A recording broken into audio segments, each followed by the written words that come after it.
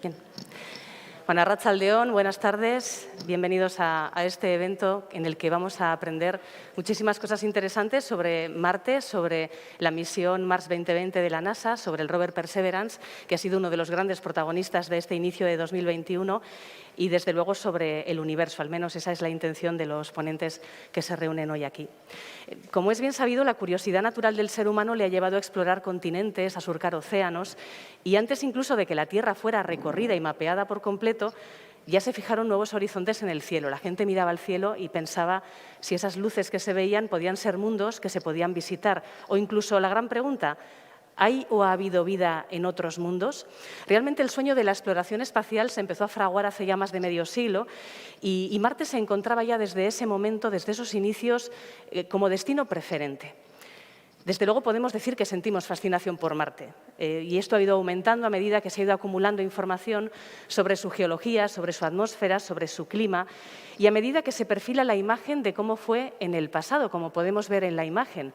Un planeta mucho más parecido al nuestro, con unas condiciones que quizás eran favorables para que hubiera vida y que desde luego no se parece en nada al actual desierto seco y con temperaturas extremas. La primera misión a Marte tuvo lugar en 1964, la lanzó la NASA, la Mariner 4. Desde entonces ha pasado muchísimo tiempo. Pero este fue el primer paso en una aventura científica y tecnológica que nos sigue asombrando y que vive en la actualidad un momento apasionante con Mars 2020 y con la futura misión de la Agencia Espacial Europea, de la que también nos hablarán nuestros invitados.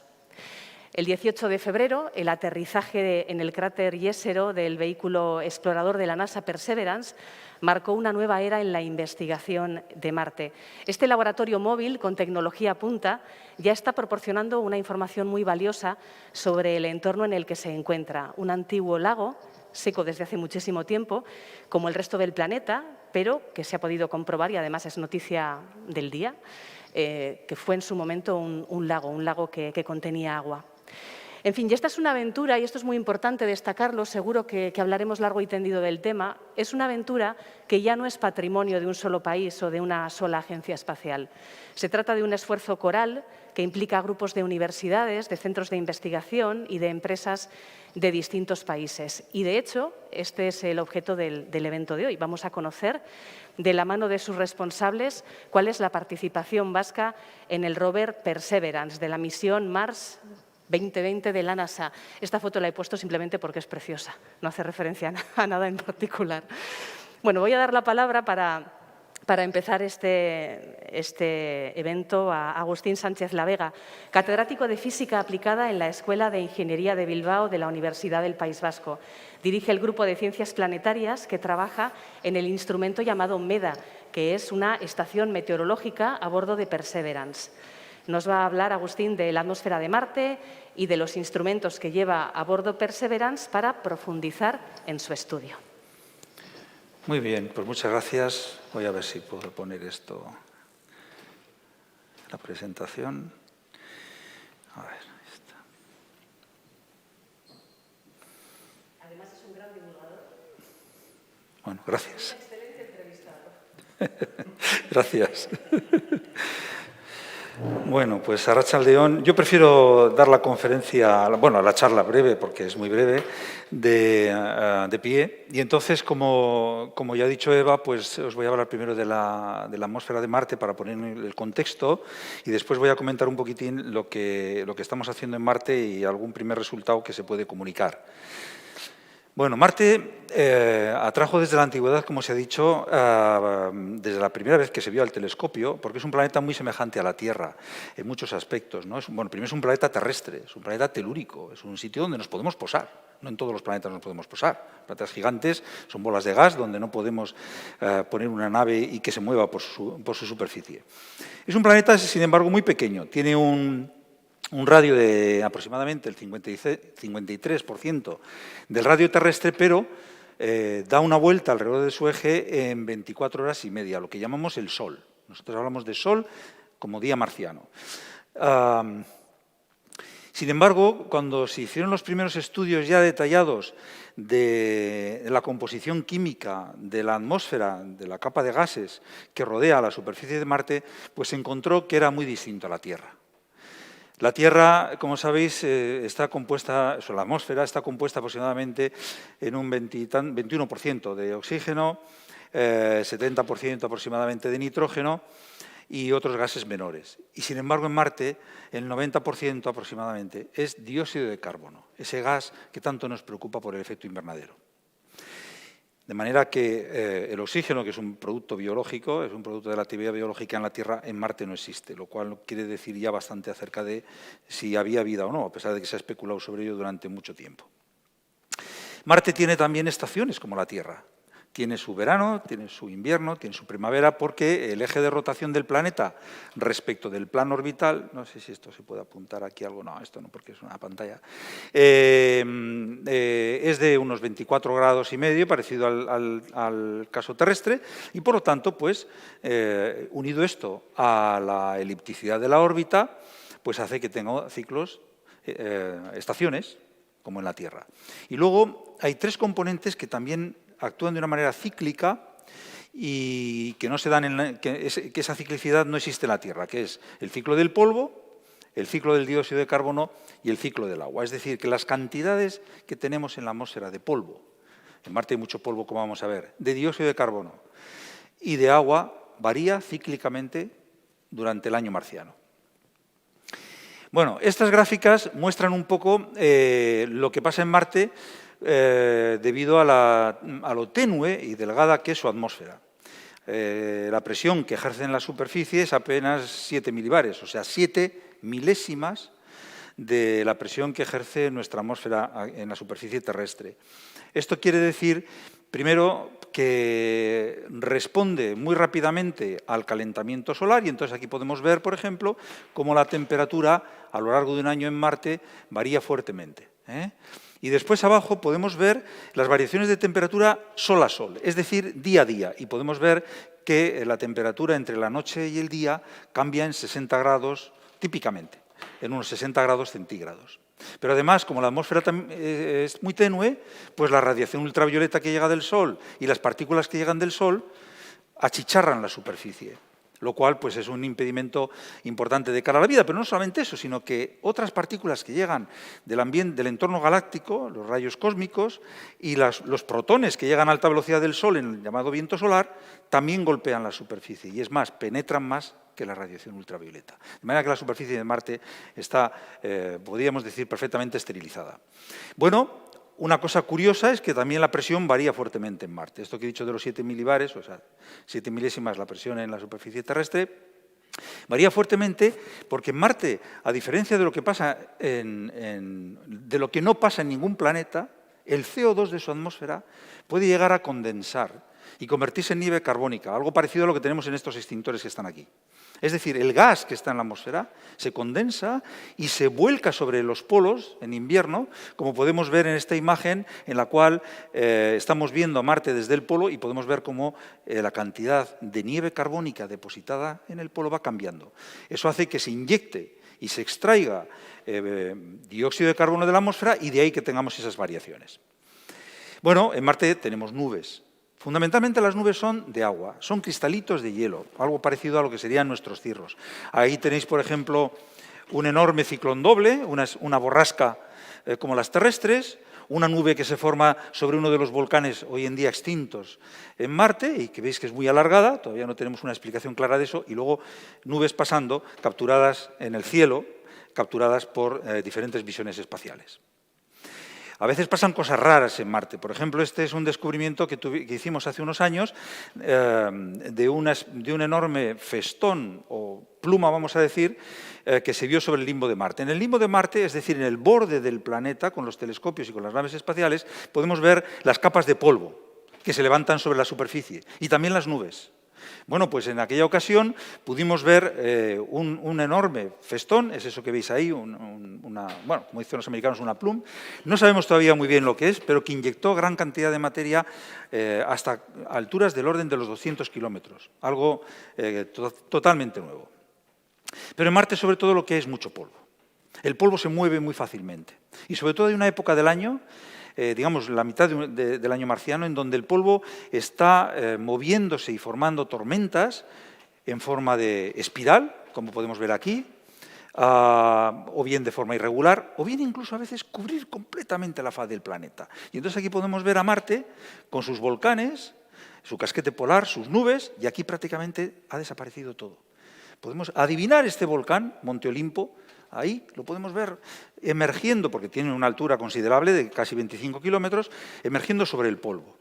De manera que el polvo, cuando se produce una de estas grandes tormentas, que no son predecibles, no sabemos cuándo pueden pasar, tampoco, en realidad ninguna tormenta, lo que pasa es que sabemos que hay una época en la cual pueden aparecer tormentas, pero dónde y cuándo no. Este es uno de los objetivos, entre otros, de la misión. Bueno, y aquí, por ejemplo, podéis ver al rover Opportunity, que estaba tranquilamente en Marte y en el año 2018 pues, se produjo una gran tormenta. Aquí podéis ver el Sol, cómo se extingue debido al polvo que se está acumulando en la atmósfera, una cosa parecida, en cierto modo, a lo que está pasando ahora en La Palma con el volcán y la ceniza que inyecta, y entonces podéis ver aquí los cielos de Marte, cómo se cubren completamente de polvo y de ese color naranja, característico. El rover dejó de funcionar porque, a diferencia de Perseverance, este rover se alimentaba con unos paneles solares, el polvo se depositó sobre los paneles y dejó de llegar la radiación del Sol y, por lo tanto, disponer de energía eléctrica para funcionar. Y ahí falleció. Bueno, nuestro grupo de ciencias planetarias pues viene trabajando en los planetas desde hace ya muchos años y en Marte pues en este momento estamos participando de estas dos misiones.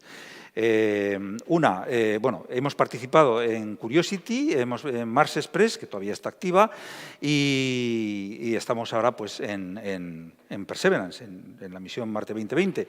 También utilizamos telescopios en Tierra para observar el planeta, también para aspectos docentes, porque en nuestro grupo combinamos dos cosas. Combinamos, por una parte, la investigación científica, ciencia básica, pero también combinamos la formación. Y tenemos en la Escuela de Ingenieros de Bilbao pues un máster que ya va, este año es la 13ª edición. Hemos formado ya más de 200 estudiantes en Ciencia y Tecnología del Espacio, que era algo que no existía, bueno, en realidad no existía en España. Ahora ya han salido dos másteres, vamos a decir, nos han copiado un poco en otros sitios, ¿no? Pero bueno, fuimos en ese sentido pioneros. Bueno, y la aventura de Perseverance, con la que yo voy a pasar la segunda parte de la charla y acabando, pues comienza el 30 de julio, del 2020 y tras un periplo de algo más de 200 días, pues llega a Marte con un aterrizaje perfecto. Ha sido espectacular. No sé, quizás alguno de vosotros pudo asistir porque hicimos una transmisión en directo de la llegada del vehículo a Marte, de cómo se abrían los paracaídas, cómo la grúa lo depositó en el lugar exacto de este cráter, que, como bien decía Eva, es efectivamente lo que parece ser un lago hoy en día seco, pero que en su día contuvo agua, seguramente agua salada, y ahí está posado y realizando sus exploraciones. Estas fueron de las primeras imágenes que envió el rover y que, bueno, pues que nos dijeron que todo estaba bien, que no se había caído patas arriba, que estaba todo funcionando perfectamente. Bueno, una de las curiosidades es que este rover pues lleva, ahí tenéis un selfie, podéis ver, es una pequeñita animación, podéis ver cómo mueve una de sus cámaras, tiene las mejores cámaras que se han llevado hasta ahora en Marte, está proporcionando unos datos fantásticos, y aquí podéis ver pues el que ha sido un poco la vedette, este helicóptero pequeñito de apenas unos 2 kilos, un poco menos de 2 kilos de peso, que ya ha hecho varios vuelos cortos, y que, bueno, pues que en el futuro seguramente se explotará para buscar los lugares por donde puedan moverse los rovers. El rover es una estación enormemente compleja, mis compañeros hablarán aquí seguramente de esto con más detalle, y tiene un montón de instrumentos, cada uno con grupos científicos detrás, y bueno, pues el nuestro se llama, como se ha dicho, MEDA, una estación meteorológica. No voy a entrar en los detalles, es una estación meteorológica fundamentalmente desarrollada en el Centro de Astrobiología de Madrid y en el Instituto Nacional de Técnica Aeroespacial, y en el que participamos nosotros. Bueno, pues tiene sensores de polvo, de viento, de humedad, de temperatura, o sea, una estación meteorológica en Marte, pero como podéis imaginar, enormemente sofisticada. ¿Qué hacemos con este instrumento? Pues nosotros somos algo así como somos meteorólogos planetarios. Lo que hacemos es intentar entender, en este caso, el tiempo y el clima en Marte. Bueno, esto que veis aquí a la izquierda pues es simplemente una imagen con las temperaturas, los modelos de temperaturas que tenemos para hacer predicciones en Marte. No es fácil hacer predicciones en Marte por lo tenue de su atmósfera y lo sensible que es a los cambios de cualquier tipo, por ejemplo, a la inyección del polvo. Estudiar sus vientos, vientos en superficie que están ahora mismo, pues lo que estamos midiendo entre los 70 kilómetros por hora aproximadamente y 10 kilómetros por hora. Hay muchas fluctuaciones. Las fluctuaciones de temperatura que podéis ver ahí en el gráfico inferior, más o menos son unos 45-50 grados entre la noche y el día. Y bueno, y estamos intentando estudiar, por ejemplo, pues un fenómeno que es el que llamamos mareas. O sea, todos conocéis las mareas aquí en la Tierra, producidas por la Luna y el Sol, que atraen y producen el reflujo del mar. Pues lo mismo pasa en Marte con su atmósfera. Pero claro, Marte no tiene satélites, o tiene dos satélites muy pequeñitos, que apenas ejercen fuerza gravitatoria. El Sol está muy lejos. Pero en Marte hay otro tipo de fenómeno que se llaman mareas térmicas. El calor del Sol hincha la atmósfera y la deshincha por el otro lado. Allí donde se calienta se estira y por el otro lado se encoge. Y esto, acoplado a la rotación del planeta de 24 horas, hace que toda la atmósfera oscile con diferentes frecuencias arriba y abajo y nos da muchísima información del estado de la atmósfera. Esto pasa en la Tierra, pero a muy pequeña escala. En Marte lo tenemos de manera gigantesca, ¿no? Con lo cual podemos estudiar perfectamente el comportamiento de la atmósfera. Este es un descubrimiento que puedo ir adelantando porque ha salido ya en los medios. Marte, o sea, en la región de Jezero, del cráter Jezero, hay mucho polvo. Y se desarrollan estos remolinos de polvo que se llaman, bueno, pues remolinos de viento, vamos a decir, remolinos de polvo que llevan el polvo hasta 1 kilómetro o más de altura y que detectamos muy fácil con los sensores de presión, que es esta curvita que está aquí abajo, que se ve así como una caída. Pues eso es un vórtice de estos, un ciclón, un remolino de unos 200 metros más o menos de tamaño, o sea, como 2 campos de fútbol, que viene con todo el polvo y se nos mete por el rover. Ya habíamos tenido varios episodios en los cuales ha entrado por el rover. Bueno, y aquí podéis ver, por ejemplo, esta la tenéis colgada en Internet. De hecho, tenéis una página en Internet en donde podéis ver las imágenes libres que la NASA va depositando. Y ahí tenéis una polvareda. Mirad el polvo cómo está moviéndose por la superficie de Marte, aproximadamente a unos 200 metros del rover, levantado por vientos pues, de 40-60 kilómetros por hora. Hay que decir que como la densidad de la atmósfera es muy baja, ya he dicho que la presión era muy bajita, la densidad es muy baja, pues la fuerza del viento no es la fuerza de un viento en la Tierra de 40-60 kilómetros, mucho menos, como una brisa tenue, pero el viento sí que sopla a esta velocidad. Bueno, y con esto ya acabo.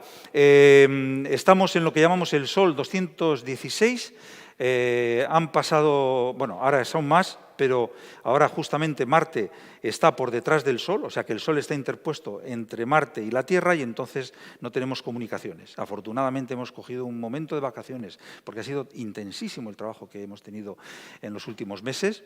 El rover se ha desplazado ya unos 2,5 kilómetros. Ahí podéis ver en esta imagen por dónde se ha estado moviendo, podéis ver los campos de dunas, los diferentes terrenos, pero bueno, de la parte de piedras ya os hablará Juanma, que entiende mucho más que yo. Y bueno, y la aventura sigue. Y ahora pues estamos intentando ya pues, producir los primeros resultados científicos de esta experiencia inolvidable. Pues muy bien, pues muchas gracias. Dejo al siguiente speaker. Gracias.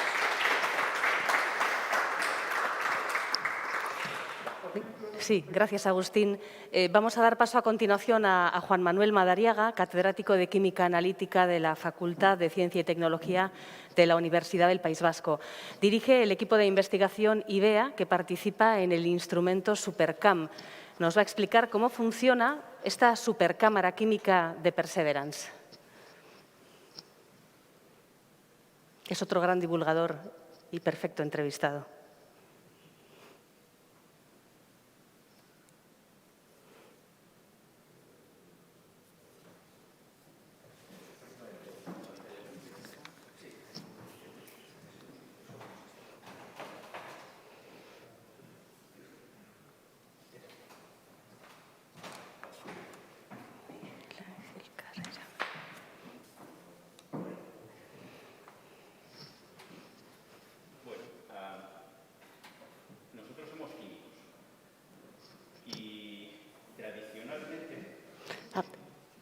Tienes que bajar un poquito para llegar al micro. Vale.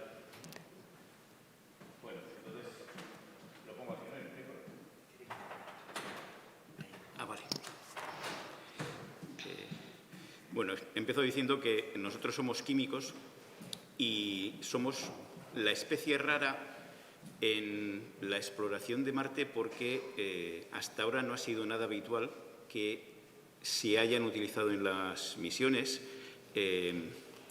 digamos, el expertise que podemos aportar desde la química, porque había otra serie de prioridades. Y para la misión esta, para la Mars 2020 y también para ExoMars, puesto que ya tenemos un conocimiento mínimo, las dos agencias que están detrás de las dos misiones lo que han querido ha sido aumentar el conocimiento de las rocas, es decir, estamos hablando de definir petrología, es decir, qué fases minerales están, dónde y en qué cantidad.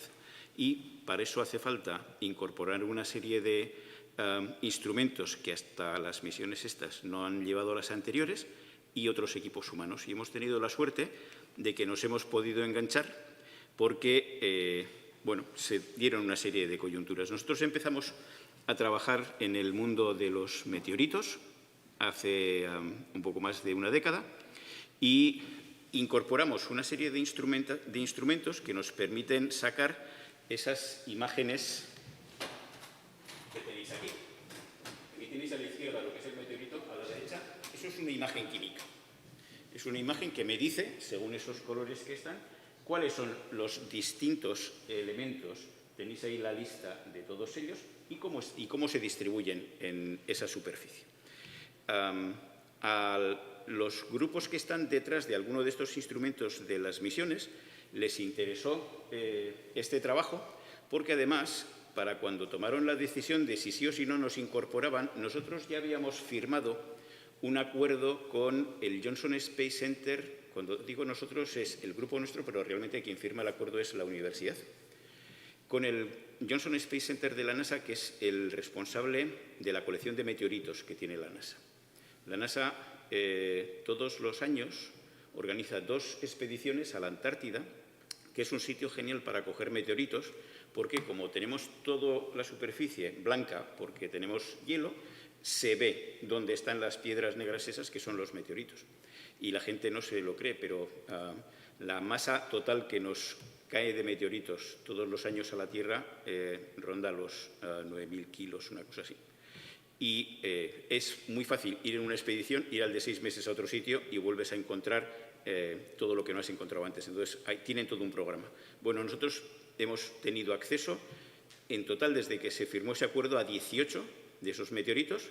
Los hemos analizado y, fruto del tipo de resultados que hemos obtenido, decidieron, tanto en la misión europea ExoMars, que ahora va al año 2022, cuando inicialmente iba a ser 2018, luego se trasladó 2 años más a 2020 y ahora se ha trasladado, bueno, hace un año se ha trasladado un poquito más a 2022. Pero nosotros entramos en esta misión en 2014, diciembre, y entramos a través de uno de esos instrumentos, se le conoce como el RLS, está aquí, eso que pone Raman. Espectroscopía Raman. Igual no han oído ustedes hablar nunca de esta técnica, pero es una de las técnicas más sensibles que hay en este momento en la Tierra para poder identificar fases minerales y compuestos orgánicos. Y uno de los objetivos de esta misión europea es precisamente buscar moléculas orgánicas que sabemos que existen en Marte, y hay bastantes más de las que creíamos en un principio, pero moléculas orgánicas un poco más particulares que las que hemos visto hasta ahora, que son lo que se conocen como biofirmas, biosignatures, moléculas que derivan de una actividad biológica. No esperamos tanto encontrar ahora mismo actividad biológica viva en superficie, no por lo que ha comentado Agustín. La superficie está completamente esterilizada debido a la gran cantidad de radiación y de impactos de distintas partículas que llegan desde el espacio y que no hay nada que lo contenga. Y esperamos verlas, si acaso, a distancia. Este rover lo que va a hacer es profundizar, va a taladrar hasta 2 metros y se va a hacer el análisis a distintas alturas dentro de esos 2 metros a ver qué es lo que sucede. Y nosotros tenemos la suerte de poder participar en ese instrumento. ¿Qué es lo que hemos hecho? Porque este despegue está previsto para septiembre de 2022. ¿Qué es lo que hemos hecho hasta entonces? Bueno, estamos en los procesos de sacar el mapa geológico a detalle del sitio de aterrizaje. El sitio de aterrizaje está ya definido, se llama Oxeaplanum. Tenemos la suerte de que fue el mismo sitio que se decidió para la misión que estaba programada para 2020, y ahora lo que han observado es que la elipse de aterrizaje, que es ese borde amarillo que hay en donde puede caer el rover por distintas cuestiones de navegación en alguno de esos puntos, se ha desplazado un poquito, pero básicamente sigue siendo exactamente igual de válida. Entonces, nosotros lo que hemos hecho ha sido participar en la exploración al detalle con instrumentos, en este caso, desde los orbitadores que están dando vueltas, y hemos ido viendo qué es lo que sucedía. A cada uno de nosotros nos han asignado un cuadrante de esos y se han encontrado las, vamos a decir, unidades geológicas esperadas, pero cuando se ha profundizado un poquito más, de repente todo eso que aparece ahí en puntitos negros y fondos rojos son unidades geológicas no descritas hasta ahora ahí. Entonces ha habido que hacer un esfuerzo extra para poder averiguar qué demontres es, no vaya a ser que tengamos algún problema a la hora de mover el rover o tengamos una gran oportunidad a la hora de intentar analizar algo potencialmente preservador de las materias orgánicas. Yo tuve la suerte de estar, ¿veis ese cuadradito que tiene lo más negro? Pues me tocó. Y bueno, aparecieron ahí 20 y tantas unidades que no estaban descritas, se lo lancé y yo acabé, ahora es el tema de los que saben de estas cosas más al detalle, que son los geólogos. Y estamos ahí. Y ahora nos estamos entrenando para ver cómo poder trabajar en la misión, pero los resultados de estos vendrán a partir del año 2023. Se despega en el septiembre, se va a aterrizar allá por junio, por ahí. No vamos a tener muchos días de trabajo porque lo que ha comentado antes Agustín, creo que vamos a tener como 220 días marcianos de trabajo antes de que llegue la época de las tormentas de polvo y eso va a ser la misión nominal, pero todos esperamos que no le suceda lo que le sucedió al Opportunity, que de repente quedó enterrado dentro de ese polvo y una vez que pase la época de las tormentas podamos continuar trabajando en la misión extendida. Y esta es la misión de la que hemos estado hablando hasta ahora, el Perseverance del Mars 2020, en donde nosotros tenemos la suerte de pertenecer al grupo de ciencia de ese instrumento que se llama SuperCam y nos admitieron en el Selecto Club en enero de 2015. Y desde entonces venimos trabajando en ciencia relacionada con SuperCam, al igual que en la participación de verificar que la tarjeta de calibrado que lleva este superinstrumento, que realmente son 5 instrumentos en uno, cumplía una serie de objetivos que nos impuso la misión y nosotros verificamos que las muestras que contienen esa tarjeta, de la que luego Miguel Ángel nos comentará porque se construyó en territorio Euskadi, se ensambló, digamos, las muestras de calibrado han venido desde distintos sitios, pero integrar todo eso y hacer que eso sea un elemento resistente y que aguante todas las pruebas de choque que tiene que aguantar, eso fue un desarrollo que se hizo aquí y os prometemos que el avance que ha supuesto eso en cuanto a lo que es conocimiento ha sido realmente importante y ahora digamos que no nos da mucho miedo meternos en unas aventuras de estas desconocidas, que fue un poco lo que nos sucedió al inicio de esta gran aventura. Y al igual que en la misión europea, la misión americana, lo que hemos hecho ha sido participar también en la obtención del mapa geológico de detalle del sitio de aterrizaje, del cráter Jezero. No se aterriza en todo lo que es el cráter, que es lo que veis ahí, sino justo en esa elipse. Y aterrizamos casi en el centro, un poquito a la derecha. Fueron geniales los americanos, son realmente buenos los ingenieros. Lo clavaron como en, no sé, la gente dice que en unos 100, 120 metros respecto a donde teóricamente lo deberían de haber aterrizado. O sea que, genial.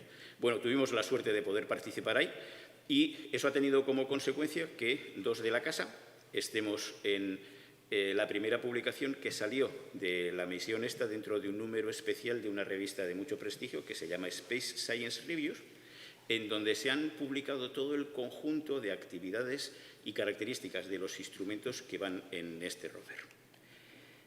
Y hemos estado haciendo más cosas. Fijaros en esta foto. Esto es Marte. Y ahí hay un fondo negro y hay una serie de vetas blancas. Esto que está aquí no es un fondo así marrón, pero veo las mismas vetas blancas. Y esto que está aquí sí es un fondo marrón y veo las mismas vetas blancas. Bueno, pues esto es Meñacozo, en Sopelana. Y esto es Arminza, en el municipio de Lemóniz. Y esto es dos de los afloramientos del volcán submarino de la costa vasca. ¿Sabían que tenemos un volcán aquí? Pues tenemos un volcán. No tenemos el volcán de la isla de La Palma. Fue un volcán que se formó a 800 metros bajo el agua, porque en aquella época, estamos hablando de hace 120 millones de años, una cosa así, este territorio estaba sumergido. Cuando la placa ibérica se acerca a la europea, empieza a salir. Y ahora tenemos manifestaciones de este volcán desde más o menos el entorno de Bilbao, porque Bilbao City tiene su volcán, tiene parte de esta manifestación en el Alto de Nécuri, hasta Zarauz, Zumaya. En el famoso Flitz tenemos también manifestaciones de esta actividad volcánica. Bueno, pues esto es lo que se conoce como los, potencialmente análogos. Bueno, dos trabajos que hemos hecho en esos dos espacios lo que han permitido ha sido que el grupo de ciencia de la misión acepte que estos dos sitios son dos análogos que podemos utilizar para intentar entender los procesos que vamos a ver allá y poder replicar con los materiales de aquí si somos capaces de ir transformando los minerales que originalmente quedaban en la lava a los que ahora mismo estamos encontrando. Y la verdad es que hemos acertado bastante porque los primeros resultados que tenemos del cráter Jezero dicen que tiene una composición bastante similar, no tanto a aquel espacio, al de Arminza, como a este espacio, el de Meñacoz. Entonces, bueno, hemos acertado, ya han venido unos cuantos de los americanos a visitar el espacio y a tomar muestras y continuar con nosotros haciendo los análisis. Ahí tenéis uno de ellos. Que está junto a mí es el investigador principal del instrumento Supercam, Roger Binns, que le alucinó. Lo que estáis viendo detrás aparentemente son rocas, pero eso no son rocas, eso son restos de lava. Lavas almohadilladas, que son típicas de una actividad submarina de volcanismo. Entonces, bueno, creemos que mucho de lo que tenemos allá, en Jezero, puesto que eso ha sido un lago que ha estado cubierto durante varios millones de años, parece que ha podido suceder una serie de eventos volcánicos por abajo, quizás similares a estos de aquí. Y algo parecido sucede también en Oxyaplanum, donde va a aterrizar la misión europea, con lo cual tenemos la suerte de tener cerca de casa espacios que se pueden utilizar para ver ese tipo de paralelismos que hay allá y acá. Y gracias al apoyo de la casa y a los recursos que pudimos sacar, ahora mismo tenemos un centro de operaciones en el campus de Leioa. Ahí tenéis una foto a la izquierda y a la derecha. A la izquierda es la habitación donde se suben los datos y se dan las órdenes. A la derecha es la habitación donde bajan los datos. Y aquí hay una visión de lo que va a ser la sala a la que podéis acudir en el momento en que se abran las visitas. Porque lo que pretendemos es que paséis por allí. Esto es ya una cuestión de rectorado, el cómo se va a habilitar, para que podáis ver en operación cuando estamos ahí dentro trabajando y, bueno, qué tipo de resultados, sobre todo de fotos, lo que ha comentado Agustín antes, es una auténtica pasada la calidad de las fotos que estamos obteniendo. Bueno, como ha comentado, este fue el despegue y en el aterrizaje hicimos un evento en el Vizcaya Aretua de la Universidad, en Bilbao, para estar presentes en directo en el momento de ese aterrizaje que fue tan exitoso. Ahí tenéis una visión 3D de lo que es el cráter, en donde hay un delta, este que está ahí. ¿Veis a la izquierda un canal? Ese es uno de los ríos que alimentaba ese cráter que se formó para convertir el cráter realmente en un lago. Y aquí tenéis otra visión un poco más girada. Hemos aterrizado ahí, con lo cual tenemos ese delta enfrente, tenemos el suelo del cráter y luego tenemos allí unas montañas que realmente es la pared que se formó cuando el meteoro impactó. Imaginaros el tamaño y la densidad de ese meteoro que generó un cráter de casi 50 kilómetros de diámetro.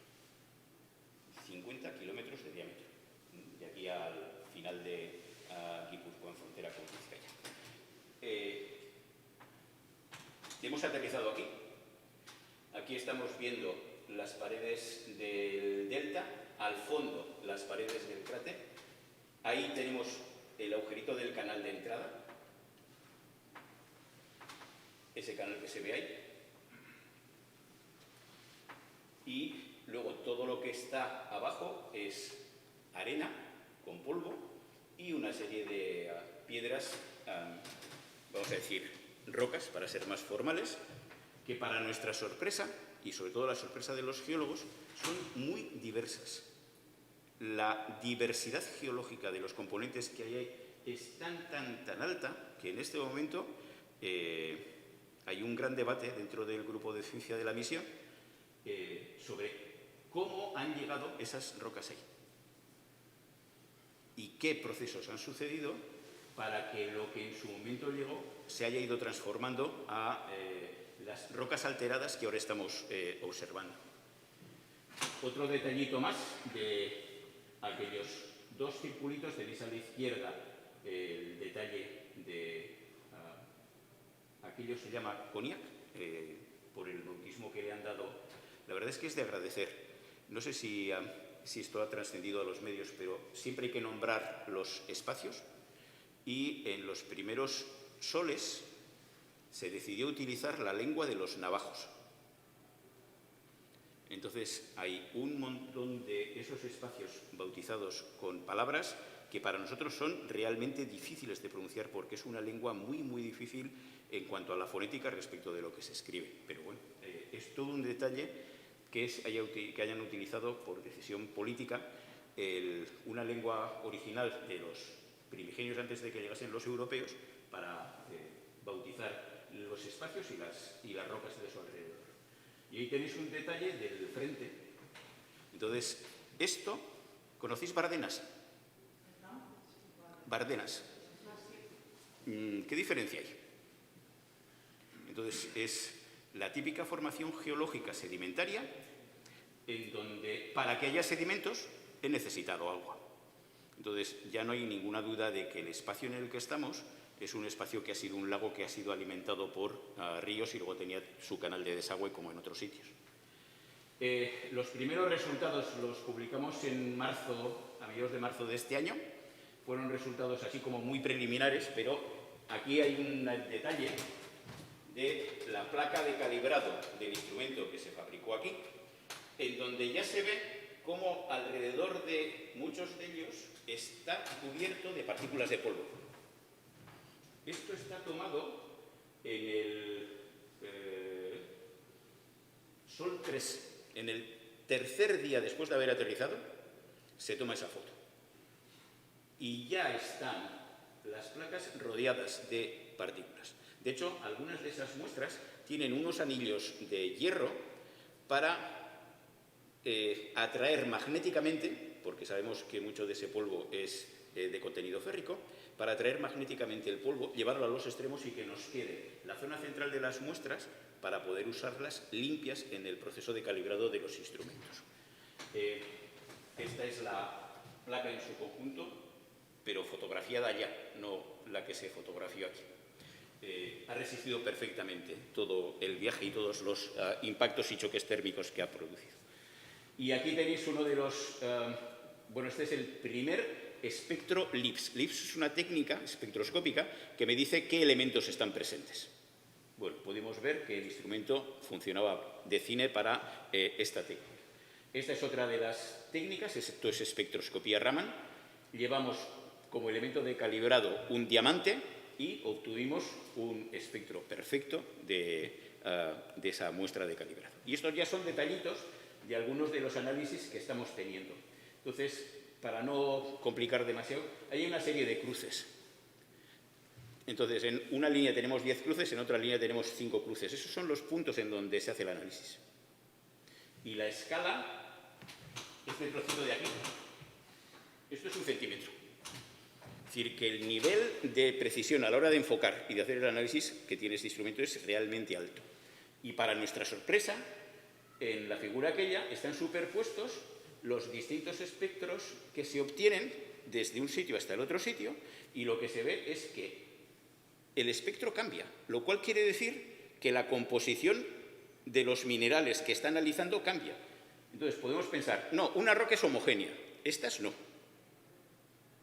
Al menos tienen entre 4 y 6 minerales distintos, en un espacio tan pequeño como 4 o 5 centímetros. Esto es uno de los grandes retos que ahora mismo tenemos por delante, pero es apasionante. Porque se ha roto absolutamente con todas las suposiciones que había antes. Antes se decía, esto es una roca basáltica. Vale, de acuerdo. Originalmente era, pero ha habido tales procesos de alteración que ahora se han transformado los minerales originales en otras cosas. Fijaros, trozos de roca desprendida. Eso solamente puede ser posible cuando hay procesos de alteración. Un detallito sobre el primer experimento de pulir la roca para hacer el análisis de lo que estaba debajo. Fijaros el polvo que sale del proceso y cómo al día siguiente ese polvo ha sido dispersado. ¿Por quién? Por el viento. De hecho, aquí luego se intentó sacar, pues esto es un detalle para que se vea cómo es muy parecido a lo que tenemos en la Tierra. Esto es lo que salió después de ese proceso de abrasión, y ahí lo que se pretendía era coger una muestra, porque ese rover está preparado para traer a la Tierra en total 42 muestras. Entonces, la primera muestra se iba a coger en esta roca y de repente fracasó. Todo funciona perfectamente. Cuando vamos a sacar el testigo, de repente no había testigo. Y la pregunta es, ¿dónde está el testigo? Bueno, pues esa roca es tan débil, está tan alterada, que se convirtió en polvo. No salió un testigo. Entonces, esto supuso cambiar en pocos días todo el plan que teníamos para intentar buscar otra roca que sí hiciese eso. Aquí quizá está tapado un poquito por la sombra, pero a la izquierda hay una zona de abrasión en donde probamos a ver si funcionaba bien o no, y a la derecha tenemos el cono de polvo que se forma después de que se ha hecho el taladro y ha salido el testigo. Ahí está el detalle de la roca. Eso se llamó Rochette. Estamos en el día 190 de misión y ahora básicamente son nombres franceses los que les estamos dando a las distintas muestras. Y aquí tenéis un poco más del detalle, y ahí está el agujero que se formó y el testigo dentro del compartimento sellado que va a venir a la Tierra. ¿Y cómo va a venir a la Tierra? Va a venir con esta misión. Esta es la misión de retorno de muestra. Es una misión conjunta entre la NASA y la ESA. Entonces ahora el rover Perseverance va a coger muestras. Luego va a ir otra misión en donde va un rover pequeñito, de la que seguramente Miguel Ángel nos va a hablar algo, porque la misión de ese rover es coger las muestras que ha metido en su barriga o que ha dejado dispersas en el suelo de Marte el rover Perseverance. Esas muestras se van a meter en un balón. ¿Veis el tubito que están enseñando? Esas muestras vienen en ese tamaño de tubo. Se mete en este balón cilíndrico, se coloca en un cohete, ese cohete despega de Marte. Aquí le tenéis, la imagen de la derecha es el rover pequeñito a la caza y captura de las muestras, el rover pequeñito entregando al lander donde está el cohete esas muestras, se meten en el cohete, despega y eso sale a órbita. Y entonces llega la nave europea, coge el cilindro, se vuelve para la Tierra y lo suelta cuando entra en la atmósfera. Y nos llega a la Tierra. Y una de las cosas que estamos pretendiendo es que el laboratorio nuestro pueda ser uno de los laboratorios que pueda analizar esas muestras, dentro de los muchos laboratorios que se van a hacer para ese análisis. Entonces, bueno, ahí os muestro una primera publicación, que es de este año, en donde lo que estamos queriendo demostrar es que tenemos las capacidades para poder hacerlo. Hemos tenido ya 2 visitas de 2 responsables del Jet Propulsion Laboratory, que es el responsable de esa misión de retorno de muestra, y la verdad es que han salido bastante contentos. Entonces, dentro de un tiempo ya os iré comentando más cosas, porque la cantidad de datos que estamos recibiendo y los que vamos a seguir recibiendo, y luego cuando empiece la segunda misión, bueno, esto va a ser una auténtica locura. Gracias.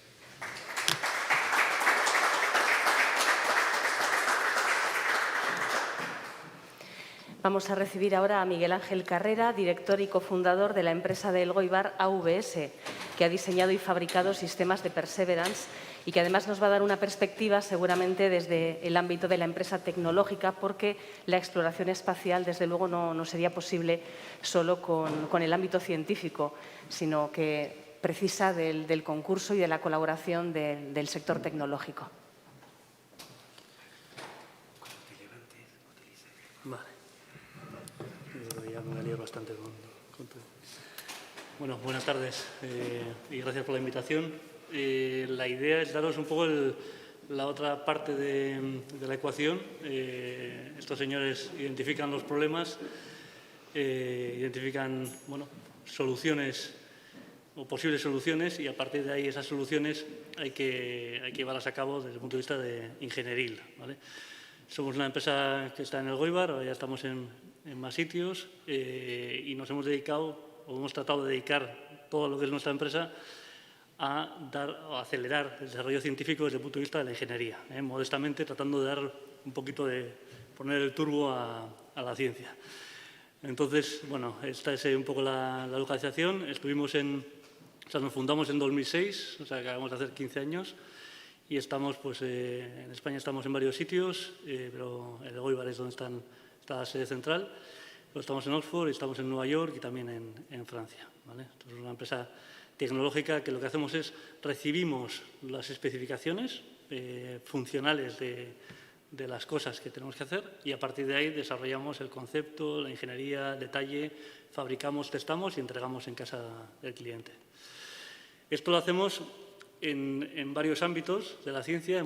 Esta es nuestra división del mercado. Lo entendemos como un mercado, lo siento, pero para nosotros es un sitio donde tenemos que realizar nuestra labor, y lo tenemos dividido así, y así es como nos aproximamos al mercado. La ventaja de todo este mercado, esta división de mercado, es que realmente hay unas cosas en común, que son en general elementos críticos, en general son elementos que tienen que funcionar sí o sí, de no mantenimiento como es espacio, o de baja mantenibilidad como es fusión o centrales de fisión o centros de espalación de neutrones, y que tecnológicamente pues, funcionan pues, en ambientes de radiación, ambientes de vacío, altos campos magnéticos, tienen que ser precisos, etc., ¿vale?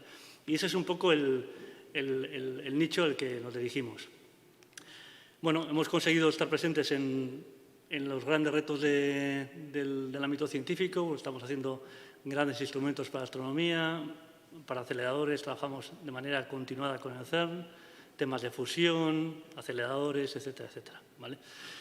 En cuanto a espacio, pues hemos hecho lo que nunca habíamos pensado hacer, que era participar en una misión como la de Perseverance y llegar a esta foto que realmente pues, une los dos desarrollos que hemos hecho, que es el instrumento MEDA, aquí abajo, a la derecha, y la bandeja de calibración del instrumento SuperCam ahí arriba a la derecha, ¿no? Entonces, para nosotros es un orgullo increíble tener un selfie de este nivel a los 15 años de la fundación de la empresa. ¿Cómo entramos en este proyecto? Bueno, nosotros entramos en este proyecto de maneras muy diversas, muy diversas. Se dio la circunstancia de que Curiosity, o por lo menos 2 partes de Curiosity, tenían cosas mejorables. En el caso de MEDA, tenía un wind sensor, un sensor de viento que era fijo, con una determinada longitud, y que para una siguiente misión hubiera sido deseable, o sería deseable, prolongar o duplicar el alcance de ese sensor. En el caso de Supercam, bueno, KEMCAM, que era el predecesor de Supercam, la bandeja de calibración había sufrido en el aterrizaje por cosas que luego os contaré y las muestras se habían quebrado. Entonces había una serie de muestras, menor que las que se ha llevado ahora en el Perseverance, y teníamos un sensor fijo que, bueno, que digamos que sus resultados se veían afectados por la propia aerodinámica del rover y no eran tan finos como lo deseable. Entonces, bueno, pues viendo esas dos necesidades, pues nos colamos en los dos proyectos. Hemos sido una empresa que ha estado siendo examinada desde 2014 semanalmente por el equipo de NASA y JPL, sobre todo JPL, y que cada semana teníamos que ganarnos seguir ahí. Entonces, un estrés considerable teniendo en cuenta que siempre había un plan B por parte de JPL, que era poner pues, un dummy, que es básicamente un elemento que sustituye a lo que tú vas a poner, pero que equivale en masa y en volumen geométrico. Entonces, siempre hemos tenido pues, esas parámetros de, bueno, si no llegáis, no os preocupéis que mandamos otra cosa de peso equivalente. A nosotros se nos comunicó muy tarde ya, pues ya prácticamente en el año 19 que íbamos a volar, ya definitivamente. O sea que ya nuestro dispositivo había sido suficientemente probado y que no implicaba riesgos para el resto del rover, porque el dispositivo despliega y si despliega antes de lo que tiene que desplegar, pues puede pegar en partes del rover, etcétera, etcétera, una serie de complicaciones. Y bueno, pues nos colamos en ambos consorcios. Esto es lo que os decía antes, teníamos que llegar en el mismo volumen y en el mismo peso, un poquito más lejos o el doble de lejos, con el sensor desplegable de MEDA. Ahí veis un detalle. Y aquí veis, pues, bueno, procesos de ingeniería, ¿vale? Tenemos que asegurar que eso funcione. Tiene que funcionar una vez, sí, pero tiene que funcionar. Entonces, imaginaros nuestra carrera profesional, pues dependía, sobre todo en el espacio, de esa foto. Si llegamos a Marte y eso no despliega, era muy obvio que no desplegaba, muy obvio, porque en el selfie no hubiera salido la foto. Entonces, era un tema muy crítico. Entonces, hicimos muchísimas pruebas en ambientes marcianos, en cámaras que simulaban el ambiente marciano, para poder convencer que en ambiente criogénico pues éramos capaces de desplegar tantas veces como nos lo pidieran, y nos lo pidieron muchísimas veces a los diferentes modelos que hicimos. Para los que no sabéis, la filosofía de modelos en espacio pues es una filosofía de modelos muy conservadora. Se parte de un concepto que es una ingeniería que responde a los requisitos, teóricamente. A partir de ahí se hace un modelo de ingeniería que valida ese concepto. Después se hace un modelo de calificación, que es el modelo que sufre. Ese modelo de calificación se le vibra, simulando el choque, o sea, simulando la vibración de salida del cohete, la vibración del aterrizaje o el posible choque en Marte. Choque entendido por una vibración muy fuerte en un corto espacio de tiempo. Y luego están los modelos de vuelo, que se hace el modelo de vuelo que quieres que vuele, y luego se hace uno de por si acaso, cuando se está integrando el modelo de vuelo, sufre alguna alteración, pues tener uno que sea un gemelo idéntico para poder volar, ¿vale? Entonces, bueno, aquí veis los modelos de plegados, ¿vale? Que fueron vibrados en Vitoria y bueno, pues ahí veis los dos modelos de vuelo. La circunstancia que se dio era que en el momento de integración del sensor desplegable en el mástil del Perseverance, pues se tocó un dado del sensor y se rompió y bueno, hubo que cambiar el modelo y meter el SPARE. O sea que realmente el que fue a Marte no era el que se concibió para ir a Marte, sino que fue el gemelo, ¿vale? El modelo desplegable. Cuando JPL montó y rompió accidentalmente el dado y solo queda una opción, ya nos llamó a nosotros y fuimos nosotros, el equipo de AWS, ahí tenéis a nuestro director de calidad y al ingeniero responsable, Arcaich y Antonio, los que montaron físicamente ya la última alternativa que teníamos de montar el modelo de vuelo, el SPARE, en el mástil, ¿vale? Y aquí pues fue el momento crítico para nosotros, que fue 10 soles después del aterrizaje, ¿no? Una vez que he superado el aterrizaje, pues ahí veis a Cristina, no sé si la reconocéis ahí, con las manos en la cabeza. Esto eran las 3:30 de la mañana o así, y ya vimos que el 28 de febrero desplegó. y ahí ya respiramos nosotros. O sea, sí, es verdad que aterrizaba, pero si esto no despliega, pues era un drama absoluto para nosotros, ¿vale? También Supercam. Supercam, como os digo, pues tenía unas circunstancias que hacían, por el hecho de las muestras, que eran muchas sinterizadas y débiles, y había que hacer un cálculo muy de detalle de cada una de las zonas para ver la precarga con la que apretábamos cada una de esas muestras en la bandeja de calibración. Y también pues, tenía que soportar vibración, la misma vibración que soportaba el instrumento de MEDA, lógicamente, porque iba en el rover, pero además añadido tenía que esa vibración, perdón, a ver, me he ido aquí para adelante y me iré para atrás. Bueno, a ver, bueno, aquí, a la izquierda podéis ver la vibración normal y a la derecha podemos ver el choque. El choque, joder, se va a ir ahora a no sé dónde. Bueno, el choque se produce porque el despliegue de las ruedas es pirotécnico, ¿vale? Es una explosión. Para que tú asegures que va a desplegar esa rueda, se produce de manera pirotécnica. Y esa pirotecnia induce 4.000 Gs de aceleración a la zona donde está la bandeja de Supercam. Entonces, era fundamental testarlo a 4.000 Gs, ¿vale? Que se hace disparando directamente una bola a la bandeja de calibración. Sobrevivió y hicimos los equipos de vuelo que veis aquí. Otra vez, el de vuelo y el de, por si acaso, el dispare. Se entregó y, bueno, ya está la foto en Marte. Y aquí el éxito fue que, una vez hecho el zoom, pues se ve perfectamente que todas las muestras llegaron sanas y salvas y que no hay ninguna quebrada. Y ese es nuestro éxito, ¿eh? Hasta ahí donde acabamos.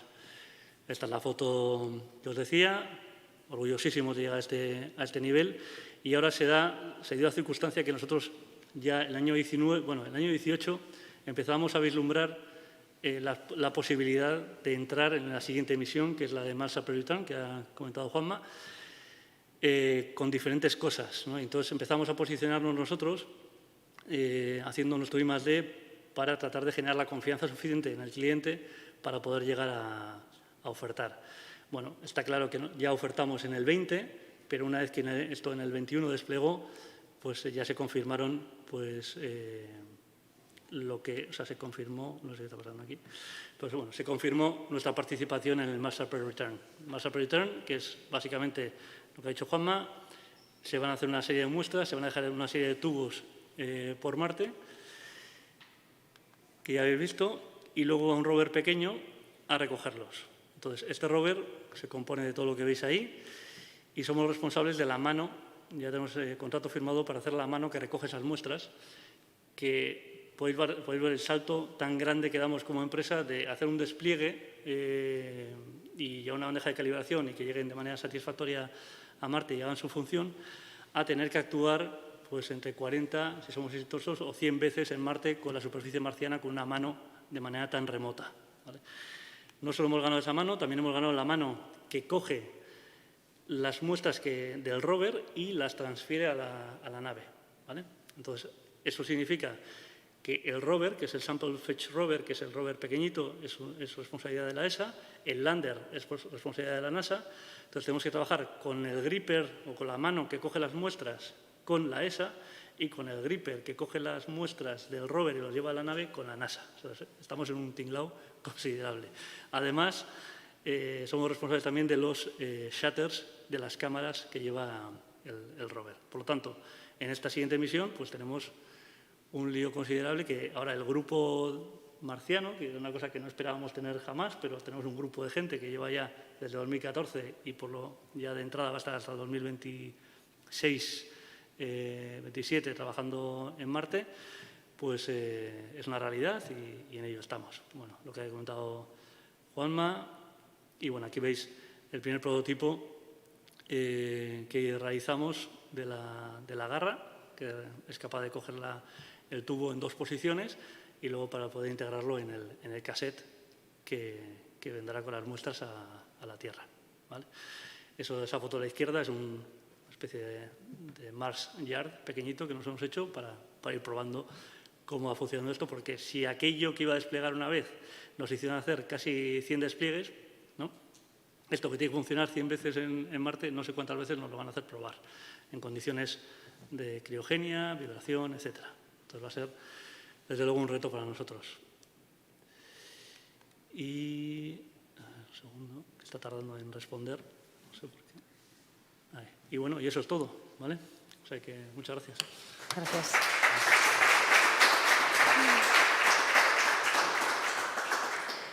Bueno, y vamos a escuchar para terminar a Silvia Bonoli, astrofísica, investigadora Ikerbasque del Donostia International Physics Center. Con ella vamos a conocer cómo se estudia el universo, qué hitos nos esperan en las próximas décadas, quizás nuevas fronteras de investigación que ya se están planificando o cuyos resultados se empiezan a atisbar. Sí, bueno, buenas tardes, Arrachaldeón. Yo voy un poco, pido disculpa, alejarme un poquito de Marte, ¿no?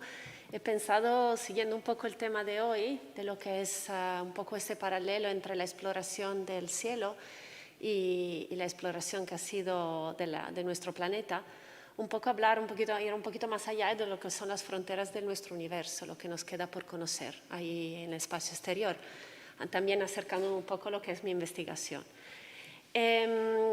Pues nada, he pensado pensar un poco a hacer un recorrido de los últimos 100 años, cómo ha cambiado el mapa de nuestro universo en los últimos 100 años. Un poco como se ha rellenado el mapa de nuestro planeta durante las grandes exploraciones hace 500 años. Estos últimos 100 años han de verdad cambiado lo que es nuestra idea de todo nuestro universo. Hace 100 años no se iba más allá de lo que es la Vía Láctea. Conocíamos solo estrellas en la Vía Láctea, el universo se pensaba que era estático, que no se movía. Todo eso empezó a cambiar justo en los años 20, hace un siglo, gracias a las observaciones de Edwin Hubble, que en el 1925, con nuevas observaciones y nuevas maneras técnicas para medir la distancia desde nosotros a otras estrellas, se dio cuenta que algunas nebulosas que se veían en el cielo no eran parte de la Vía Láctea, sino que eran otras galaxias. Eran mucho, mucho más lejos, millones de años luz, entonces no podían ser parte de nuestra galaxia, tenían que ser otras galaxias, otro conjunto de estrellas. Y también a final de los años 20, también Lemaitre, otro investigador, también se dio cuenta que estas galaxias también se estaban alejando de nosotros y cuantos más lejos estaban, más rápido se estaban alejando. Entonces ahí también empezó lo que era la idea de un universo que se está expandiendo. Ya el universo iba más allá de lo que es nuestra galaxia y no era estático, sino parecía estar expandiéndose. Y también eso llevó a la que era la idea del Big Bang. El nombre Big Bang se introdujo un poco ya como chiste, ¿no? Pero la idea inicial era de este Georges Lemaitre, que propuso la idea de un átomo primitivo o un huevo cósmico, o sea, un momento en que el universo comienza y se desarrolla y llega a ser como lo vemos ahora, ¿no? Pero el punto principal era que ya no era un universo estático, sino que se estaba expandiendo y tenía que haber un principio, algo, ¿no? Un momento donde toda la materia está mucho más condensada a una densidad igual infinita, ¿no? Y bueno, esto se quedó un poquito por ahí en el aire, aunque estaban científicos un poco intentando entender y hacer predicciones para lo que se podía observar y cómo se podía testear esta idea. Y una de las previsiones más interesantes era eso, que tenía que haber al principio de una de estas primeras etapas, lo que el universo era una mezcla, un plasma muy, muy caliente, una mezcla de fotones y partículas, ¿no? Los fotones no se podían escapar, siempre rozaban contra otras partículas, contra electrones y protones, y claro, no se podía emitir luz porque los fotones no se podían escapar.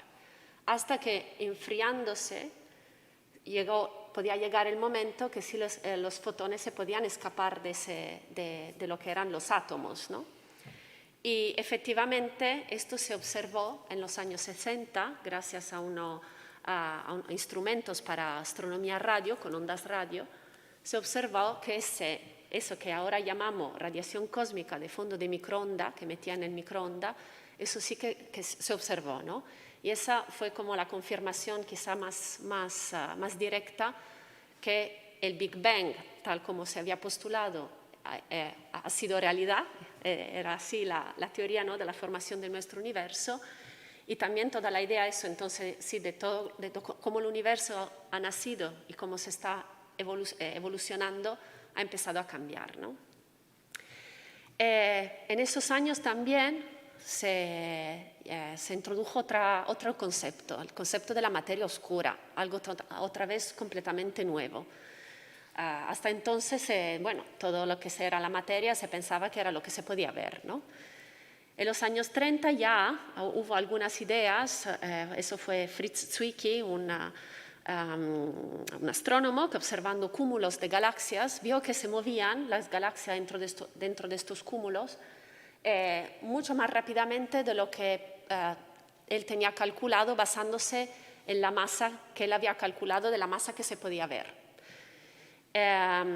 Y luego, 30 años más tarde, en los años 60, las observaciones de una astrónoma, Vera Rubin, una gran astrónoma, ella empezó a medir cómo se movían las estrellas en las afueras de la galaxia y con un concepto básicamente similar se dio cuenta que se movían esas estrellas mucho más rápido de lo que esperaría considerando la masa de la galaxia, considerando solo la que se podía calcular de la masa que se veía, ¿no?